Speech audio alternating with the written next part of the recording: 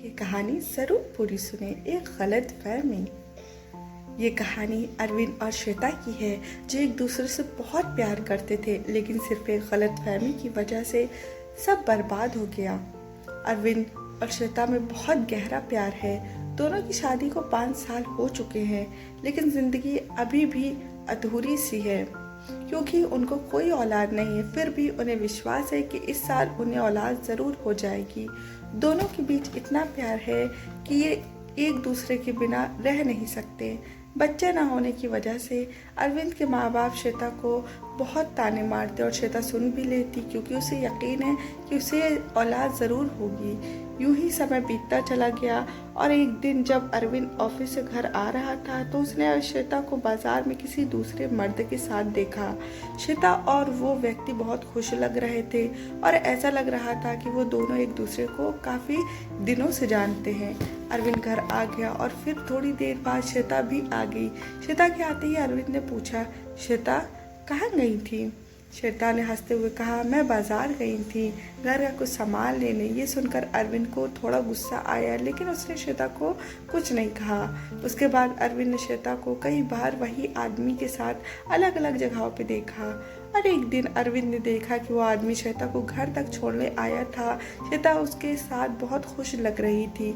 उस व्यक्ति ने श्वेता को घर के बाहर छोड़ा और फिर चला गया। अरविंद का दिल बहुत दुख रहा था, लेकिन श्वेता को खो देने के डर से वो बहुत दुखी हो गया था। अरविंद घर पर बैठा था कि तभी श्वेता का मोबाइल फ़ोन बजा। श्वेता बाथरूम में थी, इसलिए अरविंद ने फ़ोन उठा लिया। फ़ोन उठाते ही दूसरी तरफ से आवाज़ आई, हेलो अरविंद, मैं थोड़ी देर में घर आ रहा हूँ, कुछ ज़रूरी बात करनी है। बस इतना कहकर उस आदमी ने फ़ोन काट दिया। अब अरविंद सोचने लगा कि उस आदमी को उसका नाम कैसे पता। अरविंद के दिमाग में कई तरह के ख्याल उठने लगे। अरविंद को लगा कि शायद वो आदमी है जिसके साथ श्वेता अक्सर रहती है। अरविंद को लगा कि शायद श्वेता उससे डाइवोर्स लेना चाहती है और इस सिलसिले में बात करने वो व्यक्ति घर आ रहा है।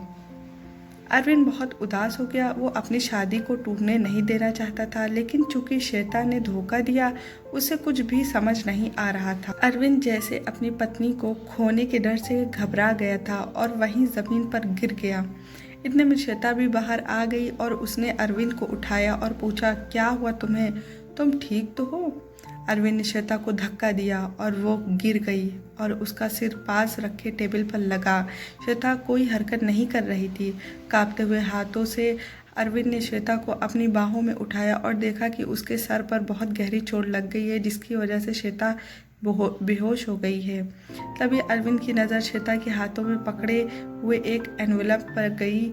उसने एनवेलप खोला, उसमें लिखा था, डियर अरविंद, मैं तुम्हें कई दिनों से बताना चाहती थी, लेकिन सोचा कि तुम्हें सरप्राइज़ दूंगी। मैं पिछले कुछ दिनों से अपने इलाज के लिए एक डॉक्टर के पास गई थी और वो डॉक्टर मेरा कज़न था जो बचपन में फ़ॉरेन चला गया था। उसने मेरी ट्रीटमेंट शुरू किया था और अब मैं 2 महीने प्रेग्नेंट हूँ। आज मैंने अपने कज़न को खाने पर बुलाया है, तुम उससे मिलकर बहुत खुश होगे।